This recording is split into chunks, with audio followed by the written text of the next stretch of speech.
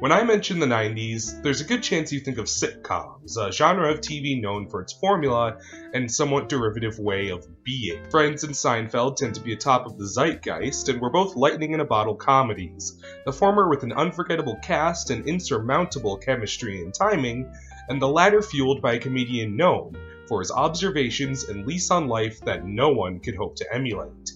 These were easy appeals for many imitators to try to put their spin on, but there was one more juggernaut of the industry that really didn't seem to have an overly apparent formula or secret ingredient that could be copied the way the other two did. That being Frasier. In 1993, Frasier aired for the first time to critical appraise, and would go on to garner awards and a monumental 11-season run. Now, I would be remiss not to mention that Frasier is a spin-off of another long-running classic sitcom from the 80s, Cheers. Some people are actually a little surprised by this, as giving a sitcom to a once secondary character is practically ubiquitous with the culture of shark-jumping network meddling, but Frasier had its own cultural impact, enough for that this particular video, I want to focus exclusively on Frasier and save the character's history in Cheers for perhaps another day. For now, I want to delve into Frasier and how the lovable snob listened, analyzed, and sang his way into the hearts of many, myself included. And I don't think there's any approach that would please Dr. Crane himself more than one of a theatrical nature. After all, TV and sitcoms as we know them would be nothing if it weren't for our earliest theater dating back to ancient Greece. Bear with me here. Theater in ancient Greece was intended to be a spectacle, something fantastic that you couldn't see in everyday life. Plays were usually written about extraordinary figures of royalty, such as Oedipus Rex, heroes of great adventures such as Ajax, to the pantheon of Greek gods themselves. As time would roll forward, this trend would carry forward in theater, with authors as early as Goldoni in the medieval age, Shakespeare in the Elizabethan era, all the way to the Romanistic age ruled by the writing of Chekhov. Plays were an observation of the upper crust and extraordinary, even if the subjects were sometimes at their expense. The problems with these plays is that while they were escapist, well-crafted, and entertaining, the common man could not relate to them. As the theater opened up to be an opportunity for more than just the rich, the everyday theater goer didn't have the experience to wrap their heads around the strife of kings or gods. The tragedy of the common man was a category of theater that didn't come to light in its most famous form until the middle of the 20th century, where plays such as Arthur Miller's Death of a Salesman and Lorraine Hansberry's A Raisin in the Sun focused on the strifes of the downtrodden and lower class. Plays where problems often persist because of one's disposition of class, rather than despite them. As technology progressed, by the 1950s most households had televisions, and one no longer had to trudge to the theater and sit in a crowd to be entertained after a long day of work. The problems and adventures of relatable characters were now glowing on our screens every night. Following suit with the theater of the common man, the earliest sitcoms followed everyday American families and couples, most shows being led by very generalized ideals of the nuclear family, seen in shows such as Leave It to Beaver, The Honeymooners, and The Danny Thomas Show. Sitcoms would continue to thrive on this mythos as they evolved and changed. At their core, a situational comedy would derive amusement from a relatable situation. This is the sort of magic rule that, over time, has sort of jaded our media zeitgeist against characters that are overly accomplished or talented. It's not uncommon to hear a complaint that a character is too perfect, because in real life no one is perfect. Highly wealthy or pretentious characters with prestige and titles were often rivals to the everyman that we were expected to root for, because from the outside looking in, our rivals have everything we want. These would largely be norms for sitcoms for well over 3 decades of the genre expanding.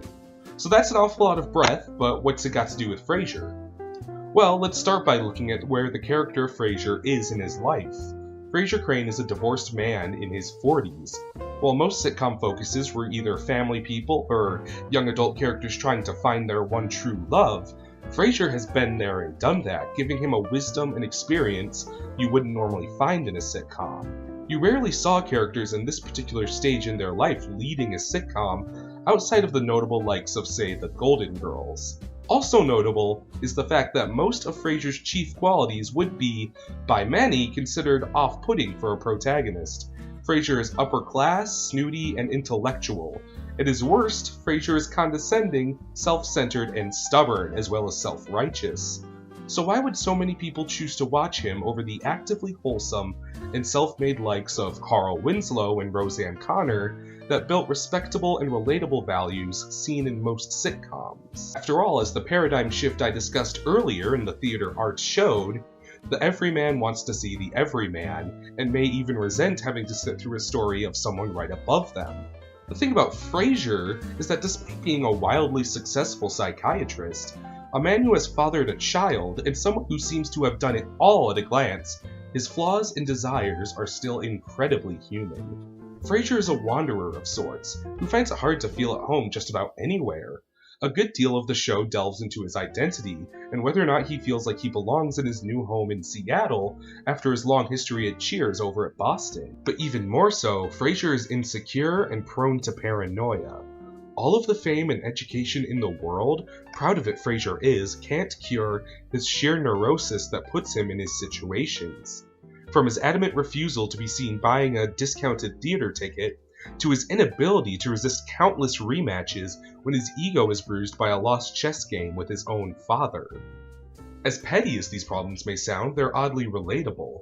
We've all been stubborn or even a bit vain, and seeing someone who lives in a home and has a job as cushy and lucrative as Frasier endears us to him because he has a lot of the same scruples we do despite it all.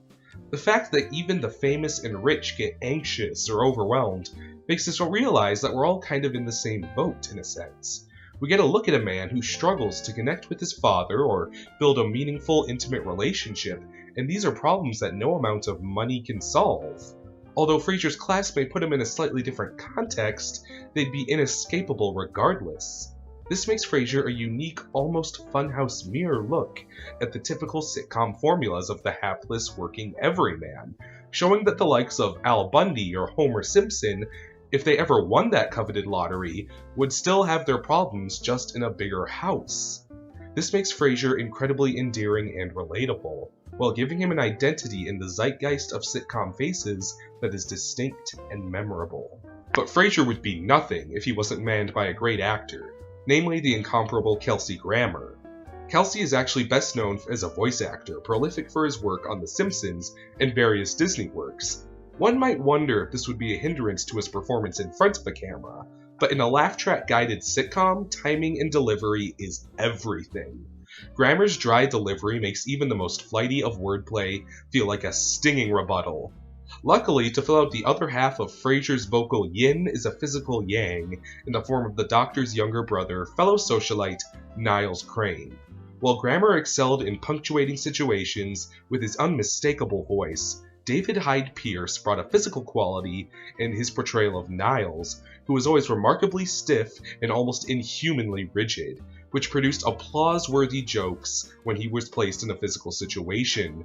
Most stunts and injuries were sustained by Niles, who always had a brilliant gesture or move to heighten a scene with.